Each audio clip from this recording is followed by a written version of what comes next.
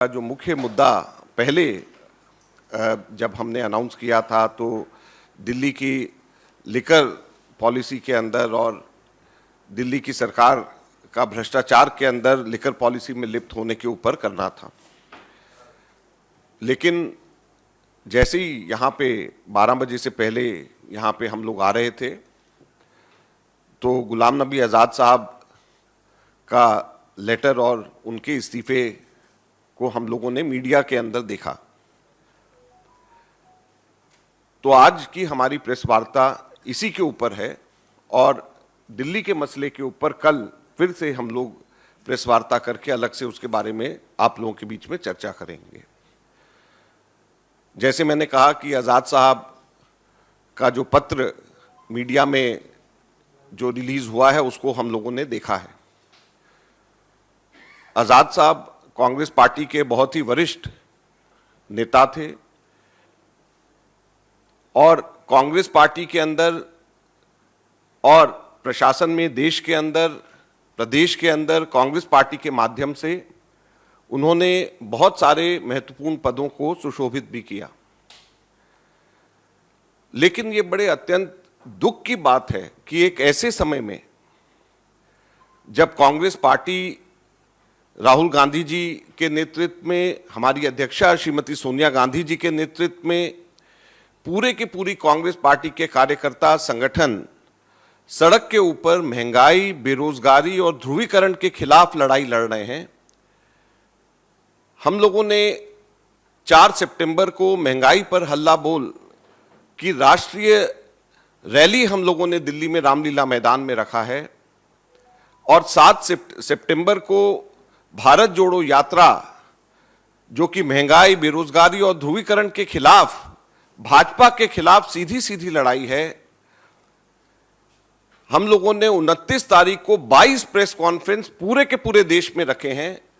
5 सितंबर को 32 press conferences पूरे देश में इसके लिए रखे हैं। दुख की बात यह है, अत्यंत दुख की बात यह है कि गुलाम नबी आज़ाद साहब ने ऐसे समय में कांग्रेस को छोड़ने का और इस लड़ाई के अंदर साथ छोड़ने का फैसला किया है। हम ये उम्मीद करते थे कि यह लड़ाई जो जनता के मुद्दों के लिए हम लड़ रहे हैं, महंगाई के मुद्दों के लिए लड़ रहे हैं, बेरोजगारी के मुद्दों के लिए लड़ रहे हैं, ध्रुवीकरण के खिलाफ लड़ रहे हैं और कांग्रेस पार्टी सबसे प्रमुख विपक्षी पार्टी होने के नाते लड़ रही है। इसमें भी कोई दो राय नहीं है कि राहुल गांधी जी सबसे मुखर नेता अगर कोई पूरे देश में है जो विपक्ष की आवाज है तो वो राहुल गांधी है। तो ऐसे समय में हम ये उम्मीद करते थे कि गुलाम नबी आज़ाद साहब जैसे वरिष्ठ नेता कांग्रेस के कार्यकर्ताओं के साथ मिलकर के विपक्ष की आवाज और जनता की आवाज के को अपना बल देते। दुख की बात यह है कि वो इस आवाज के अंदर अपना हिस्सा नहीं बनना चाह रहे। ये बड़े दुख की बात है। इतना ही हम लोग आज इसके ऊपर कहना चाहेंगे। अब जयराम रमेश जी इसके ऊपर प्रतिक्रिया करेंगे। शुक्रिया Ajay. We have read the letter of very senior veteran Congress leader Shri Ghulam Nabi Azad ji that has been released to the media. It is most unfortunate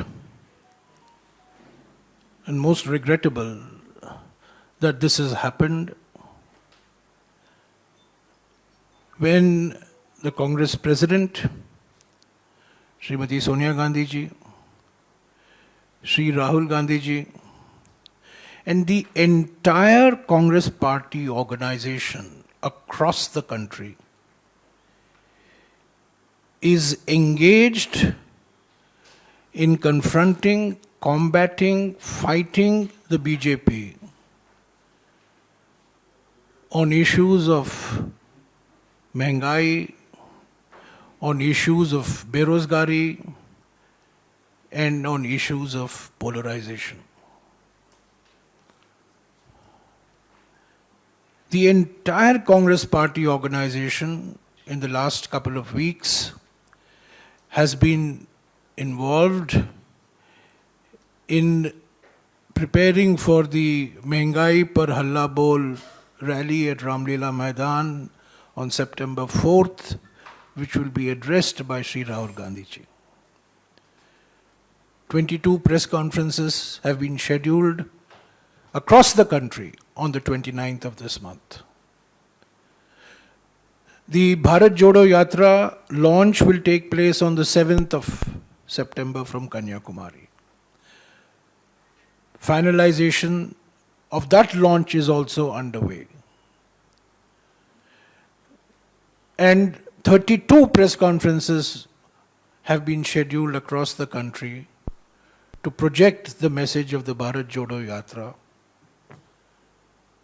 So at a time when every congressman and every congresswoman is involved in ensuring that the Mehngai Par Halla Bol rally will be a success, and every congressman and congresswoman wants to be a Bharat Yatri, wants to walk along with Sri Rahul Gandhi ji on this 3,500 kilometer long Bharat Jodo Yatra. It's most unfortunate, most regrettable that at this point of time, we have had to read this letter that has been released to the press. That's all we want to say for the moment. Tomorrow, Ajay Makanji will address today's scheduled press conference on the liquor policy of the Delhi government. Thank you.